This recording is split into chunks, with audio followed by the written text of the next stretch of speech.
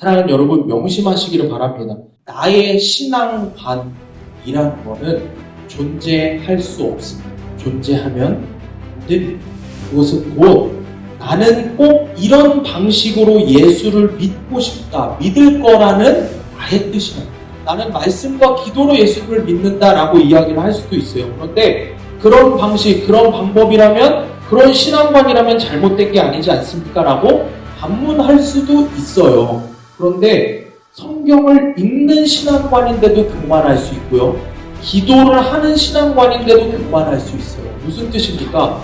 바리새인들이요, 성경을, 말씀을 읽지 않아서 예수님께 책망을 들었습니다. 바리새인들이 기도하지 않는 사람들이어서 예수님께 책망을 들었다.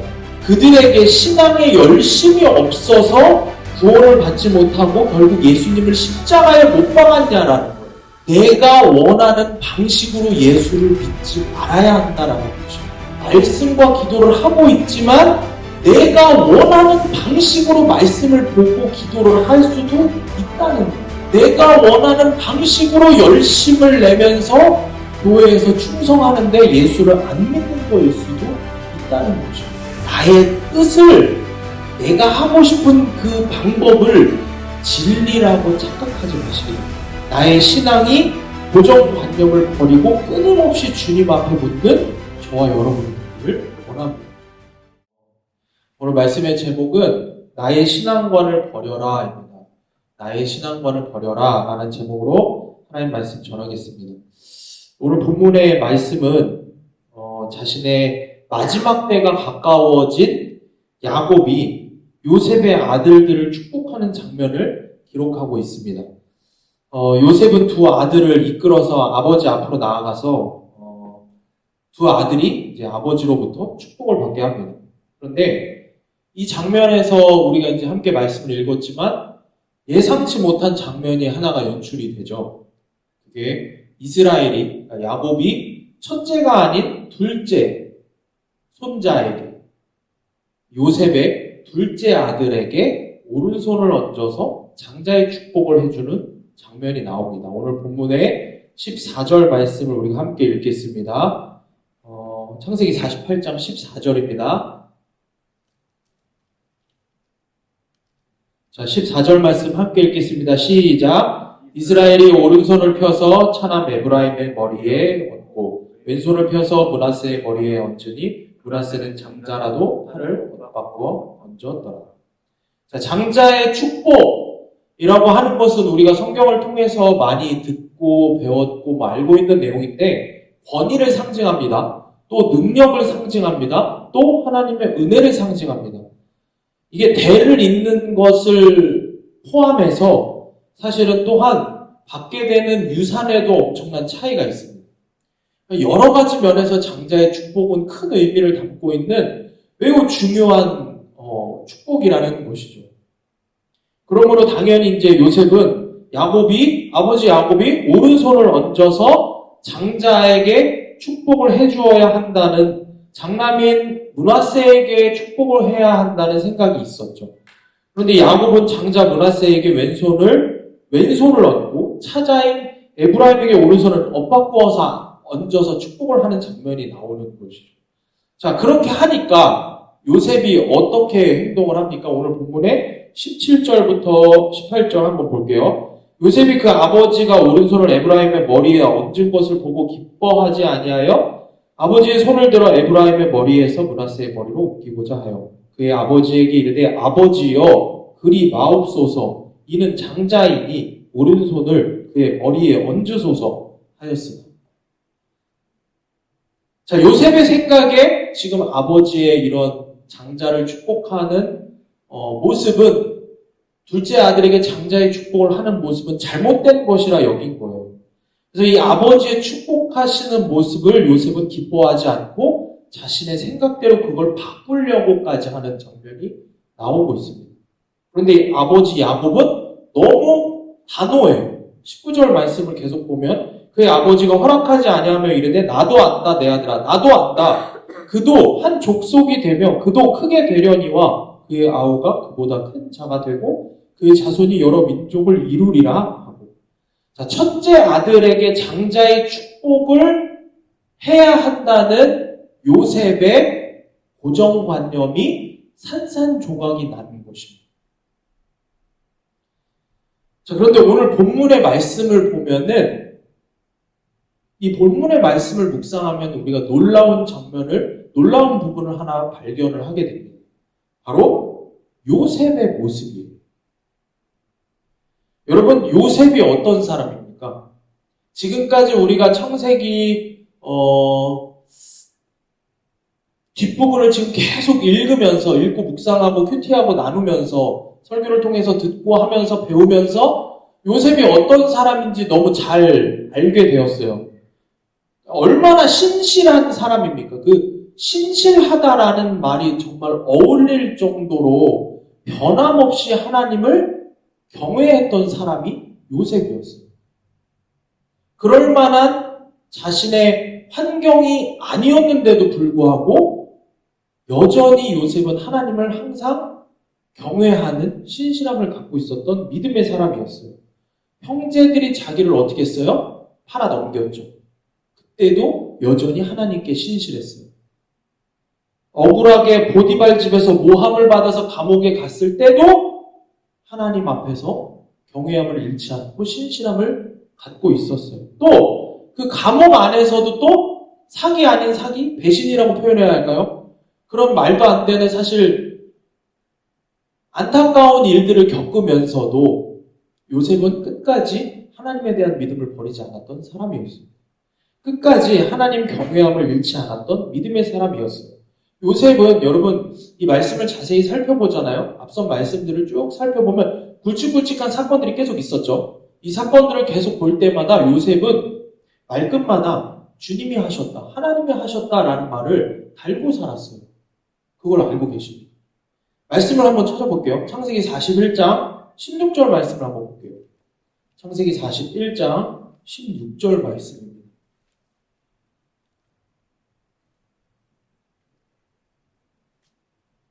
창세기 41장 16절 말씀 우리가 다 같이 큰 목소리로 한번 읽어볼게요. 시작! 요셉이 바로에게 대답하여 이르되 내가 아니라 하나님께서 바로에게 편안한 대답을 하시리이다. 자, 이게 무슨 장면이냐? 감옥에 갇혀있던 요셉이 바로의 꿈을 해석해주는 장면이에요. 요셉은 지금 어디 있는 신세예요? 아직 감옥에 있는 죄수 신분이었어요. 그런데 어떻게 하다 보니 바로 왕의 꿈을 해석해줄 수 있는 기회가 생긴 거예요. 여러분, 이건 절체절명의 위기이기도 하고 또한 기회이기도 하고요. 내가 하는 말 한마디 한마디에 따라서 요셉이 자신의 삶이 살 수도 있고 죽을 수도 있는 상황이에요. 그런데 그럴 때 이 요셉이 뭐라고 이야기해요? 하나님께서 바로에게 편안한 대답을 하시리이다. 자, 처음과 제가 지금 읽은 말씀의 처음과 끝만 읽으면 뭐예요? 하나님께서 하시리이다. 주님께서 하십니다. 라고 고백한 것이 요셉이에요.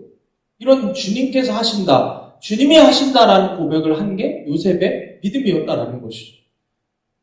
옆에 이제 창세기 42장 18절 말씀을 볼게요.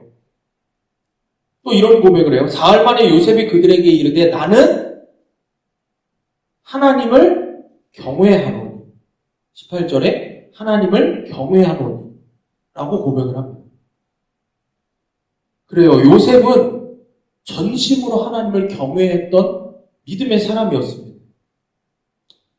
그런데 오늘 우리가 읽은 본문에서의 요셉의 모습은 어때요? 아버지 야곱이 축복하는 모습을 보고 어떻게 해요? 좋지 않은 마음을 품었다라고 이야기를 합니다. 17절에 오늘 본문으로 다시 돌아와서 48장 17절을 보면은 이렇게 기록하고 있습니다. 17절에 요셉이 그 아버지가 오른손을 에브라임의 머리에 앉은 것을 보고 뭐라 그랬어요? 요셉이 기뻐하지 아니하여라고 이야기를 합니다. 자, 그런데 이 기뻐하지 아니하여라는 표현을 세번역 성경에서는 못마땅하게 여겼다라고 이야기를 합니다. 근데 이 원어의 뜻을 살펴보면 더 극명하게 이것을 표현을 하고 있어요. 뭐냐면 악행하다, 화를 내다, 분노하다. 이렇게 표현하고 있습니다. 요셉이 어떻게 했다고요? 화를 내고 분노한 거예요. 누구한테? 아버지 야곱. 하나님을 대신해서 축복을 하고 있는 아버지 야곱을 향해 뭘 하고 있다고요, 요셉이요? 화를 내고 있다. 분을 내고 있다. 악행을 하고 있다. 그런데 여러분, 이건 사실 아버지 야곱을 향한 분노가 아니죠. 누구에 대한 악행이었어요? 하나님에 대한 악행이었다라는 것입니다. 요셉은 분명히 알고 있었어요. 지금 자신의 두 아들을 축복하는 것이 야곱, 자기 아버지가 아니라 야곱을 통해서, 자기 아버지 야곱을 통해서 누가 축복하시는 거예요? 하나님이 축복하시는 거예요. 그러니 실제로도 야곱도 오늘 본문의 15절, 16절에 뭐라고 말씀해요? 이렇게 이야기해요. 그가 요셉을 위하여 축복하여 이르되 내 조부 아브라함과 아버지 이삭이 섬기던 하나님, 나의 출생으로부터 지금까지 나를 기르신 하나님, 나를 모든 환난에서 건진 여호와의 사자께서 이 아이들에게 복을 주시오며, 이렇게 고백을 하고 있어요. 누가? 하나님이 축복하시는 거라고 야곱도 분명하게 이야기를 하고 있어요. 그리고 15절 처음에 뭐라 그래요? 그가 요셉을 위하여 축복하여 이르되. 여러분, 요셉의 두 아들을 위한 축복이지만 동시에 또 누구를 위한 축복이에요? 요셉 자신에게 하는 축복인 거예요. 그런데 그게 아버지 야곱의 축복이 아니라 누가 하시는 축복이라고요? 하나님께서 하시는 축복. 하나님께서 요셉 자신과 함께 자신의 두 아들에게 주시는 축복의 장면이에요.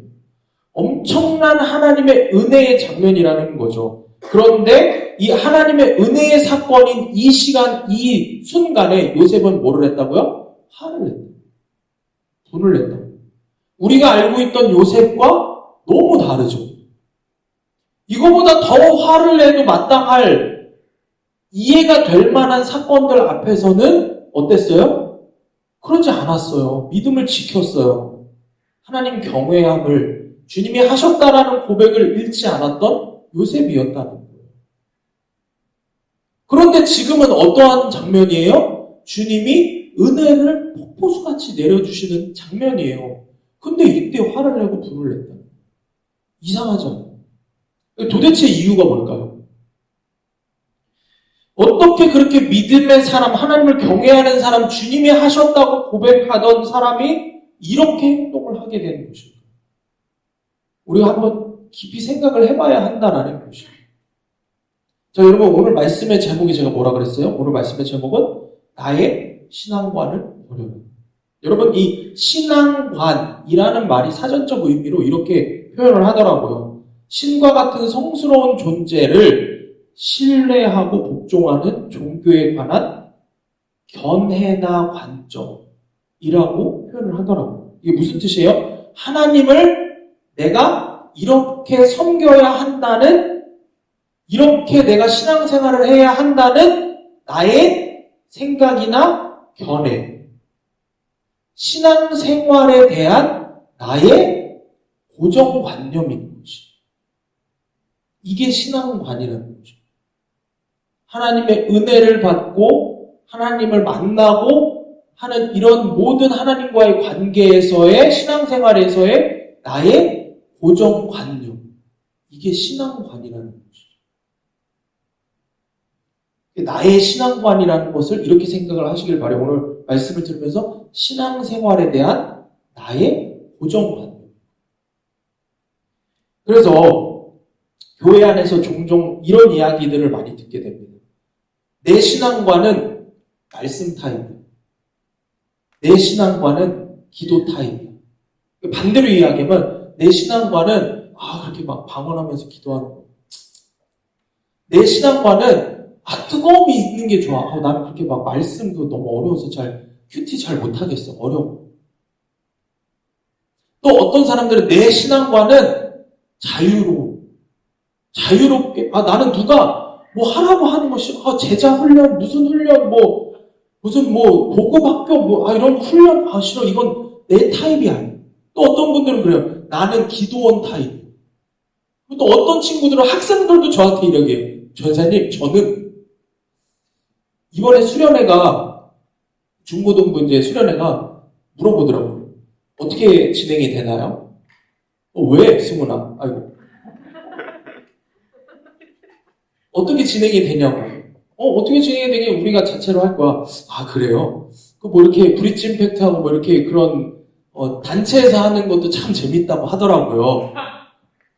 그런 이야기들. 무슨 이야기를 하는 거예요? 자기가 예전에 갔는데 거기서 은혜를 받았다는 거예요. 수문이 얘기하는 게 아니에요. 그런 친구들이 있어요.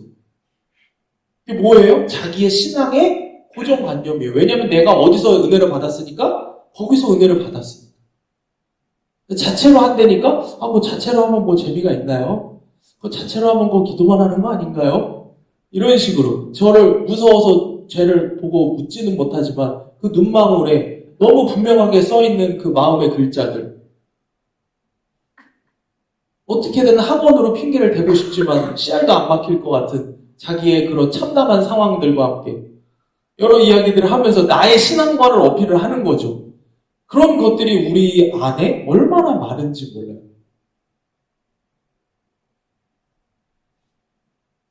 자, 우리 교회도 지금 이제 예수 동행 모임을 시작해서 은혜 가운데 모임을 갖고 있는데, 사실 제가 전에 사역을 할 때 이 예수 동행 모임, 거기서도 동행 모임을 했습니다. 그때는 이제 거의 매일 새벽에 모여서 함께 큐티를 하고 기도하고 또 저녁에는 영성일기도 쓰게 하고 막 그랬어요.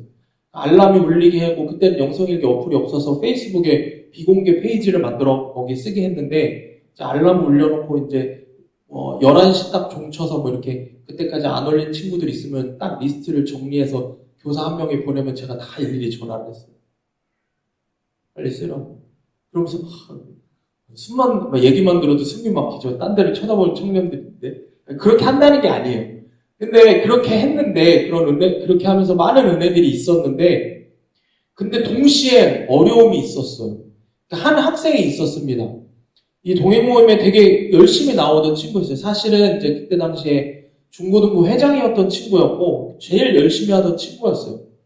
근데 그 학생의 어머니 집사님이 저희 교사, 제가 그때 당시 교사였거든요. 아직 신학교 가기 전에. 근데 교사들을 부르셨어요.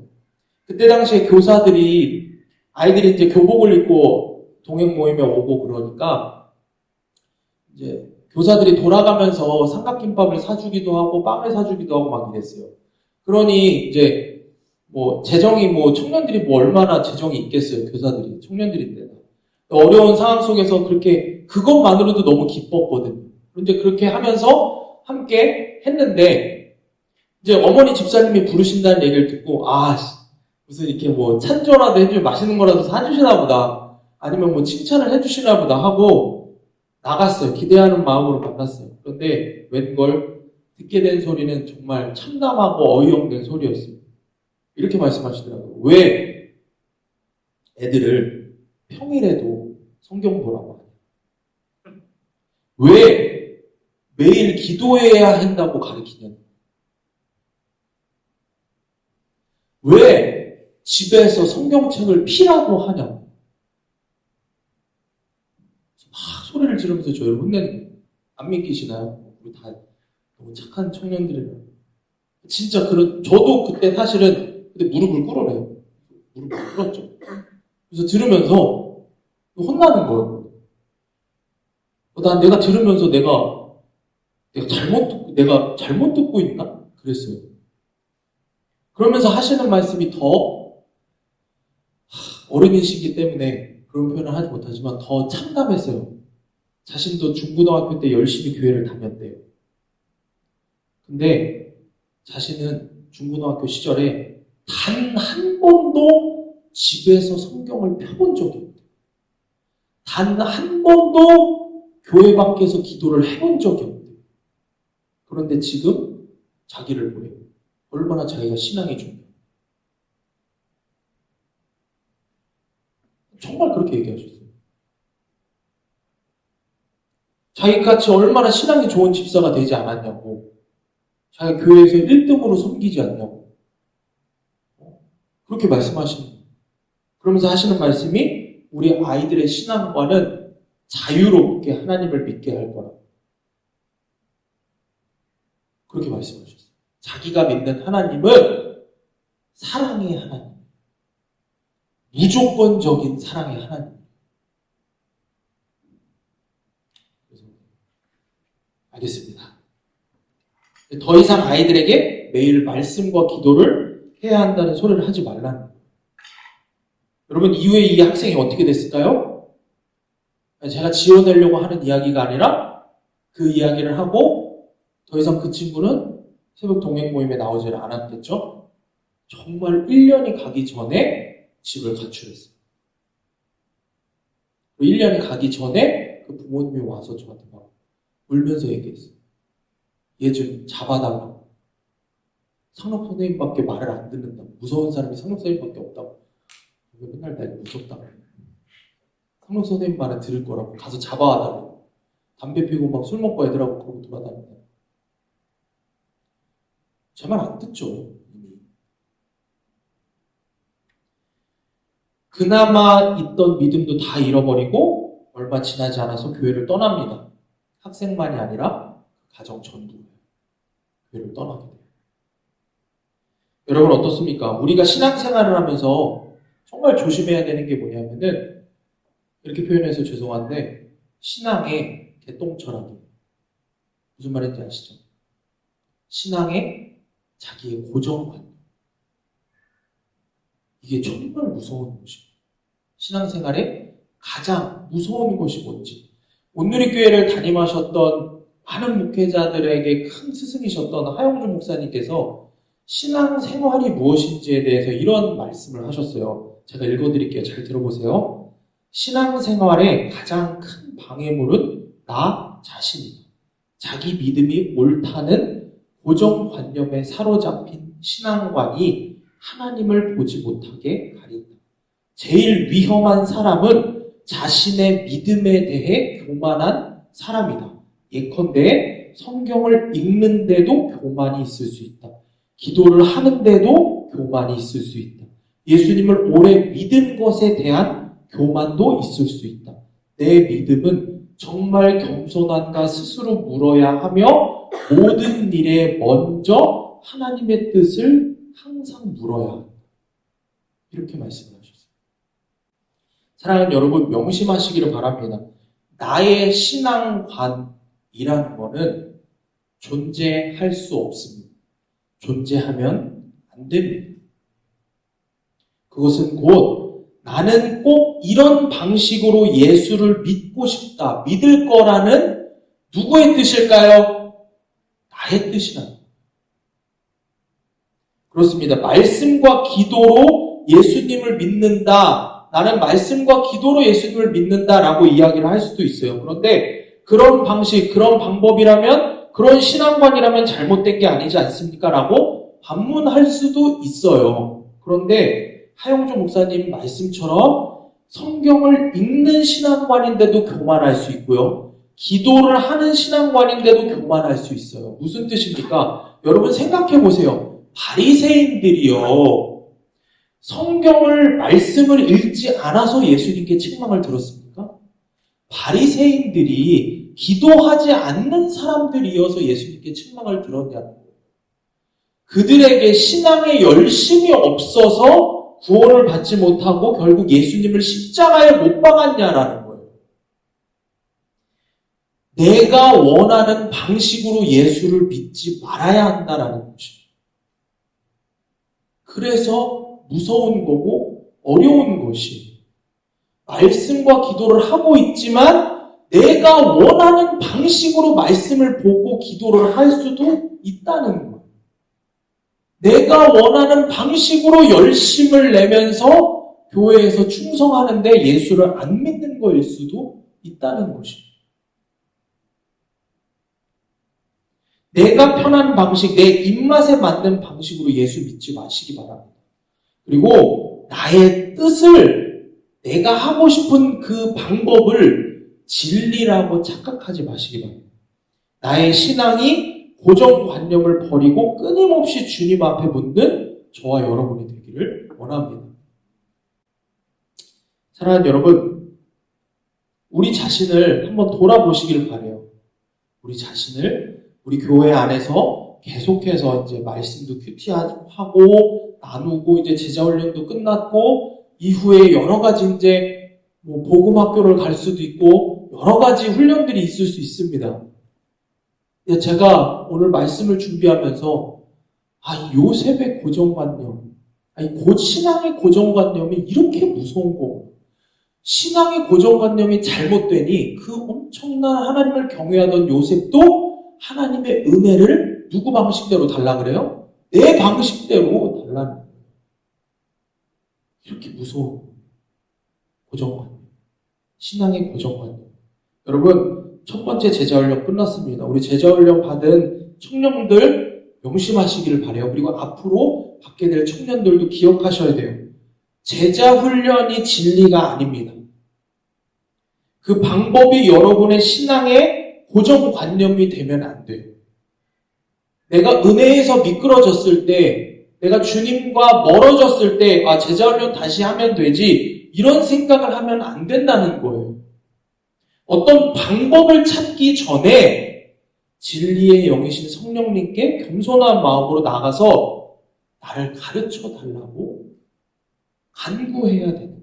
내 마음을 그렇게 끊임없이 물어야 되는 거예요. 돌아봐야 되는 거예요. 그래서 이게 어려운 거예요.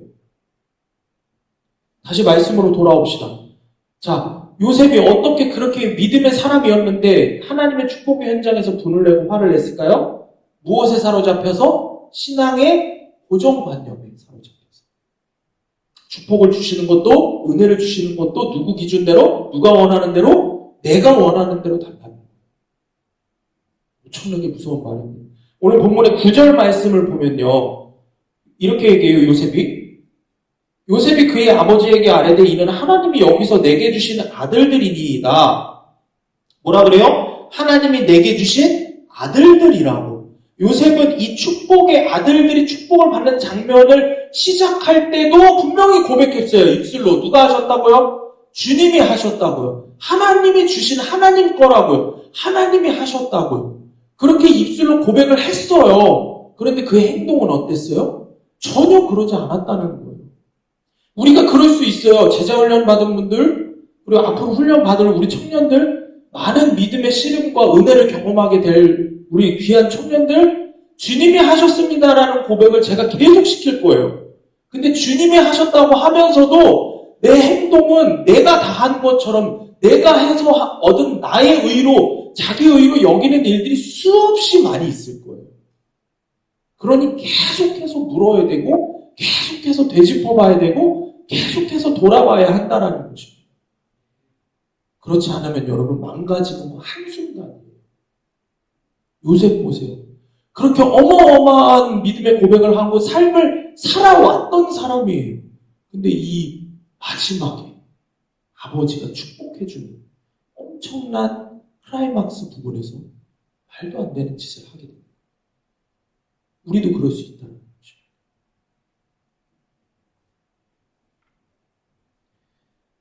자, 적용 질문 드립니다. 나의 고정관념이나 선입견으로 하나님의 질서를 거스른 적은 없습니까? 하나님의 뜻보다 내 뜻을 더 주장하는 나의 신앙과는 무엇입니까? 항상 우리가 생각을 해봐야 한다는 것입니다. 사랑하는 여러분, 여러분의 각자의 나의 신앙관이라고 여기는 것들을 다 버리시기를 바랍니다. 그것은 사실 내가 믿고 싶은 대로 주님 믿으려고 하는 거예요. 죄입니다. 내가 만나고 싶은 대로 주님 만나고 싶은 거예요. 죄입니다. 내 편한 대로 내 입맛에 맞춰서 신앙생활하고 싶은 마음인 것입니다.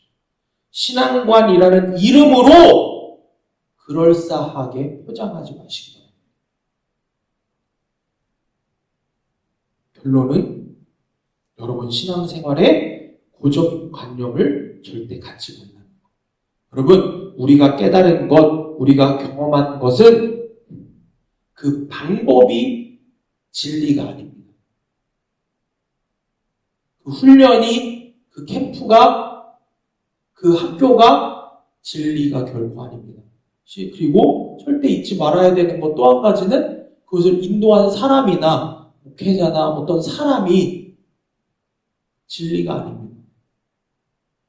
진리는 오직 예수 그리스도 한 분이십니다. 내가 하고 싶은 방법들, 나에게 편한 신앙생활의 방법들을 끊임없이 여러분 가지치기 하시기 바랍니다. 끊임없이 그것들을 내려놓고 내가 하기 싫은 것들을 하시기 바랍니다. 하고 싶은 일을 하지 말고 여러분들이 해야 할 일들을 하시기 바랍니다. 이 말씀을 잘 기억하세요. 하고 싶은 일들을 하지 말고 여러분이 해야 할 일들을 하시길 바랍니다. 하고 싶은 일들은 결국 누구의 뜻이에요? 나의 뜻이에요. 해야 할 일들은 그건 하고 싶지 않은 일들이죠. 해야 할 일들은 결국 누구의 뜻이에요? 주님 뜻이에요. 말씀을 맺습니다. 오직 진리의 영이신 예수 그리스도의 영이신 성령님 안에 그러므로 모든 답이 있습니다. 그분과 친밀하시길 바랍니다.